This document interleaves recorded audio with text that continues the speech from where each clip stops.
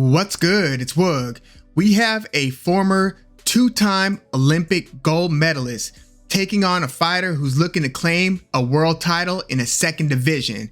We have Robeisy Ramirez, 11 wins and 1 loss, taking on Isaac Dogboe, 24 wins and 2 losses. The first thing that jumps out at me on this one are the crazy lopsided betting odds. Like, they have Robeisy Ramirez going off at like a 6-1 favorite, and Isaac Dogboe is like a 5-1 underdog here. It's Isaac Dogboe, who was a former 122-pound champion, and he was beating the likes of Cesar Juarez to earn that belt, and then he defended it successfully twice. The first time he defended it successfully was against Jesse Magdaleno, and it was actually Jesse Magdaleno who Robeisy Ramirez was supposed to fight a few months ago before Jesse Magdaleno pulled out of the fight due to sustaining a hand injury. So I was actually really curious to see how that Robeisy Ramirez versus Jesse Magdaleno fight was going to go. Magdaleno to this day only has that 1 loss to Isaac Dogboe, and it came via stoppage. So I was looking at that as being an appropriate next step up for Robeisy Ramirez, but Jesse Magdaleno was then replaced with Jose Romero, and Ramirez won that fight via 9th round TKO, and now he's going to be fighting the guy who's beaten Jesse Magdaleno, Isaac Dogboe. So again, Robeisy Ramirez, two-time Olympic gold medalist. He famously beat Shakur Stevenson in the finals of the 2016 Olympics in Rio, and in the round before that, he beat MJ Akhmadaliev, who's currently holding 2 belts at 122. So Robeisy Ramirez is in a very small club. I mean, you've got to look at fighters like Vasily Lomachenko, Guillermo Rigondeaux, fellow Cuban, Guillermo Rigondeaux, to look for guys who have 2 Olympic gold medals. So although it's Robeisy Ramirez who's got that deep Olympic pedigree and who has only 12 professional fights, the first of which was Robeisy Ramirez's only loss. He lost in a decision in his pro debut via split decision to Adon Gonzalez. But although Robeisy Ramirez only has 12 professional fights and Isaac Dogboe has been in a ton of dog fights, I mean, ever since those back-to-back losses against Emmanuel Navarrete, look at what Isaac Dogboe has had to go through. But it's actually Isaac Dogboe who is the younger fighter between the two. I'm sure most people would assume it's Robeisy Ramirez who's the younger fighter, but no, Isaac Dogboe is 28, Robeisy Ramirez is 29. But although Isaac Dogboe is the younger fighter, as I mentioned, he's been in a ton of dog fights. And I remember after he was the 122-pound champion, when he defended it the 3rd time against Emmanuel Navarrete, who then was relatively unknown. Emmanuel Navarrete, basically, I mean, he showed you everything that he's about. He put Isaac Dogboe on what I like to call the treadmill from hell, where he pushes a pace, throws a ton of punches from all kinds of angles with those super long arms, especially at 122. Emmanuel Navarrete, we just saw him have a blood and guts fight against Liam Wilson where Navarrete got dropped badly, and I tend to believe that Navarrete's physical advantages that he had at 122 and even 126, they're no longer at 130. So I question the level of success that Navarrete is going to have because of his fight style and the things that were benefiting him in the lower divisions. I question whether he's going to have success at 130, but at 122, this guy was an absolute outlier, both again with his volume, his long arms. He has like an Errol Spence level reach. 72 inches. That was such a handful, especially at 122. So he beat Isaac Dogboe twice. First to capture the title and then once to defend it in an immediate rematch. The second of those 2 fights was a 12th round stoppage. So Isaac Dogboe endured basically 11 and a half rounds of basically a lot of the same stuff he was going through in their first fight, but he gets stopped in that rematch. So at that point, I'm thinking like, damn, Isaac Dogboe, I mean, he might only be 25 years old, but I really wonder what his career is going to look like going forward, because those 24 rounds that he spent with Navarrete, that was pretty brutal. And his 4 fights since, which have all been wins for Isaac Dogboe, it didn't get much easier. Yes, he is on a 4-fight win streak since losing those back-to-back fights against Navarrete. But if you look at his fight against Adam Lopez, Blue Nose, who's going to be fighting Oscar Valdez coming up in the somewhat near future, Like, that was a dogfight, and that could have gone either way. It was a majority decision win in a 10-rounder for Isaac Dogboe. His next win was a majority decision win against Christopher Diaz, and then his next win was a split decision against Joet Gonzalez. And these fights have all kind of taken on a similar tone, where Isaac Dogboe starts off pretty fast. He's one of these guys who's able to stand way on the outside, jump in and let his hands go, and then get back out of harm's way.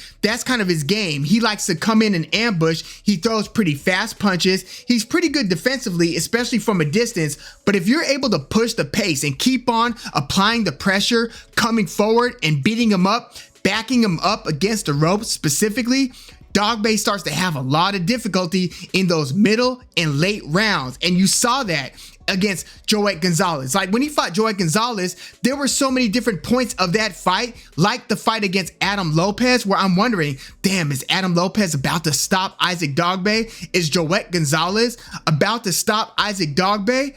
But Isaac Dogboe has managed to push through, to dig super deep and pull off these narrow wins where they are largely disputed. Like, I thought that the fight between Dogboe and Joet Gonzalez could have gone either way, but you could see how round over round, why you would give Dogboe 6 out of the 10 rounds in that one against Joet Gonzalez. Joet Gonzalez is a slow starter.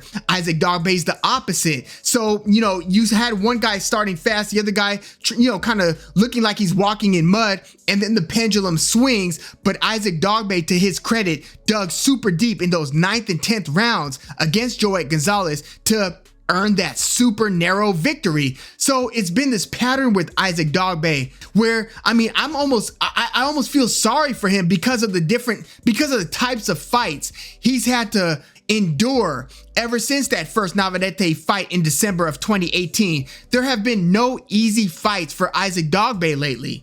And now he's a clear B-side against Robeisy Ramirez, who is on the upswing. And Robeisy Ramirez has a couple impressive victories in his relatively short career. I mean, he's almost been on that Guillermo Rigondeaux and Vasily Lomachenko path to where, not as fast as Lomachenko. Lomachenko was fighting for titles like in his second and third fights, but basically having to be on a fast track, because if you are a 2-time Olympian, that means that you're not starting your pro career until you're already like in your mid-20s. So there's really no time to waste. So Robeisy Ramirez already fought Felix Caraballo, who Shakur Stevenson, fought and stopped when they were just bringing boxing back in the late summer of 2020, the COVID summer of 2020.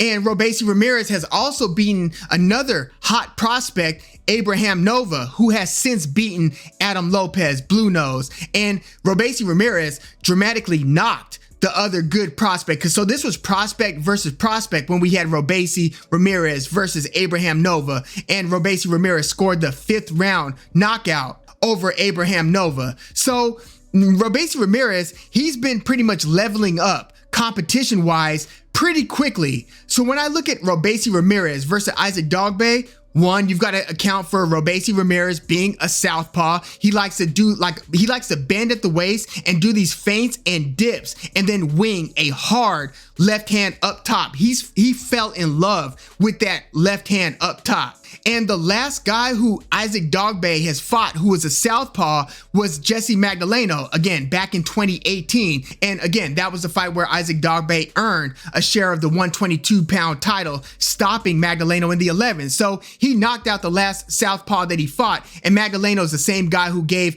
Nonito Donaire hell, beating Donaire. That was one of the worst fights. Well, when Inoue stopped Donaire early in Donaire's last fight, that was pretty bad. But this was a really rough fight for Donaire. And I thought that when Donaire lost to Magdaleno, that maybe he should call it a career. This was several years ago now. But Robeisy Ramirez, southpaw, Isaac Dogboe, orthodox. Isaac Dogboe is a very short fighter. He's like 5'2". So we're talking 5'5", Robeisy Ramirez against 5'2", Isaac Dogboe. But Isaac Dogboe is super used to being the shorter fighter between the two.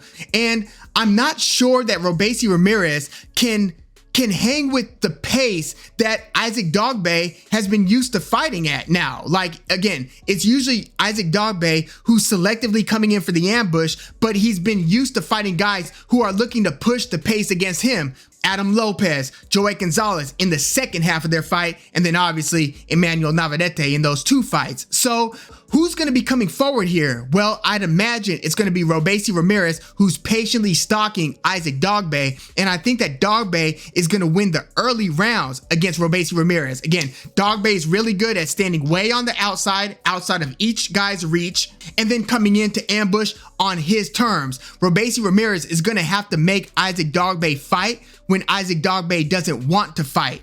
I don't know if Robeisy Ramirez could push a pace to the level that gets Isaac Dogboe super uncomfortable. I think Robeisy Ramirez has a lot of power, and he's more willing to let his hands go than a lot of very skilled Cuban fighters. A lot of Cuban fighters are super patient, exercising the sweet science, and then looking for the perfect opportunities to kind of snipe with 1 or 2 shots at a time. Think Luis Ortiz in certain fights, or obviously Guillermo Rigondeaux, and in some cases Arislandi Lara. Robeisy Ramirez likes a firefight a little bit more, but now he's fighting a guy who I think is going to at least match him in hand speed and maybe exceed him in punch volume. And when I think about the type of fighter that beats Isaac Dogboe, again, is somebody who could get him on that treadmill from hell, back him up against the ropes, and really just start putting a beating on him.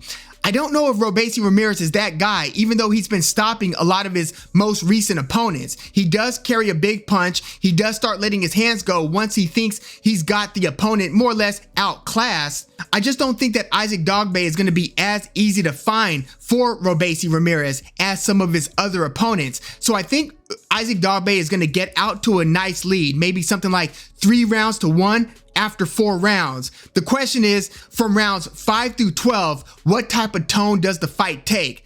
I tend to think that Robeisy Ramirez is going to start catching up to him, and you'll start seeing him demonstrate his Olympic level elite skills. I just have a lot of respect for the guts and the fight within Isaac Dogboe, given what we've seen when he's had to dig deep. I know Robeisy Ramirez is a very good boxer. I don't know yet if he's a great fighter, but I do tend to think that this fight will come down to the judges' scorecards. I think that this is going to go the distance. Yes, Robeisy Ramirez has the ability to knock Dogboe out. I don't see Isaac Dogboe knocking Robeisy Ramirez out or stopping him. So I think that if there is a knockout in this one, I think it would be Robeisy knocking Dogboe out or stopping him, kind of TKO style, where, you know, the punishment gets to be too much and too frequent. But I could also see him catching Isaac Dogboe perhaps with one of those kind of dip and throw the left hand types of shots that maybe just sinks Isaac Dogboe. I just haven't seen that happen to Dogboe yet. So I think that this is going to go to a decision. I think this is actually going to be a very close fight.